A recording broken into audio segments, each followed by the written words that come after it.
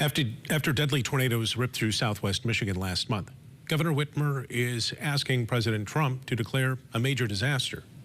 4 tornadoes hit areas near Edwardsburg, Three Rivers, and Union City on March 6th, killing 4 people. The governor is requesting individual assistance for the counties impacted. If issued, the declaration can unlock a range of federal assistance programs. Speaking of which, tomorrow marks 70 years since an F5 tornado hit West Michigan, killing 17 people and injuring hundreds of others. That tornado making history, touching down in Hudsonville in 1956 before moving through Ottawa and Kent counties, leaving mass destruction in its path. It was not only the strongest tornado to hit West Michigan, but the strongest tornado in the world that year.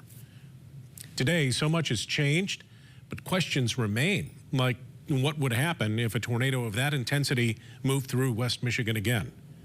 Meteorologist Scott Larson takes a look at changes in infrastructure. The tornadoes from 70 years ago caused widespread devastation and destruction around West Michigan.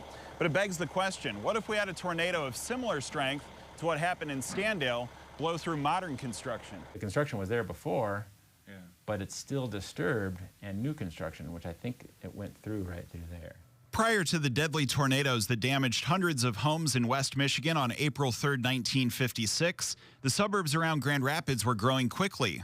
William Hordyke, deputy building official for the city of Grand Rapids, says veterans returning from World War II made for an eager and capable workforce. Well, the housing boom fed into veterans needing jobs, fed into building houses quickly. And so, yeah, there was a lot of expansion of the area around Grand Rapids in that time.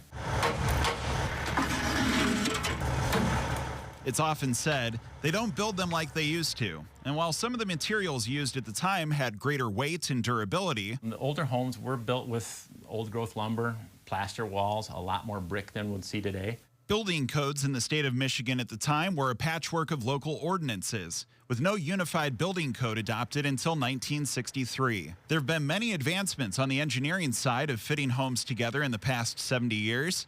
Jeremy Horton is a construction management professor at Ferris State and says he's seen that evolution firsthand. We just have a lot better connection systems. We have trusses now versus maybe rafters, and those trusses are connected to the frame better. We have a lot better window systems, and those window systems are able to resist the higher winds better, and that keeps the building envelope intact. And that kind of, when you keep that building envelope intact, it prevents that cascading collapse effect. Homes today are built to be more resilient. They're required to be able to sustain winds up to 115 miles per hour, or similar to that of an EF2 tornado. Hurricane ties are also utilized now, which help combat uplift and secure the roof to the structure. Massive amounts of construction. Hordyke says decades of case studies help to inform the better building practices that are now commonly implemented. The codes are always a developing thing, and some people say that the codes are always written as a response to a tragedy. So much history of looking at subdivisions where a tornado went through and somehow this house stood and this house didn't in there. What was the difference in the two? Even with the advancements made in modern construction, no structure is invincible, and warnings should always be taken seriously. The pressures are just way too high for us to design to resist, and so your house is going to fail, and that's if you get hit by a tornado at that speed. And tomorrow at 7, we'll take you back to that tragic day with expert analysis and the bigger impact the storm of that magnitude would have on us today. Be sure to watch our coverage of the Hudsonville Standale tornado 70 years later tomorrow at 7.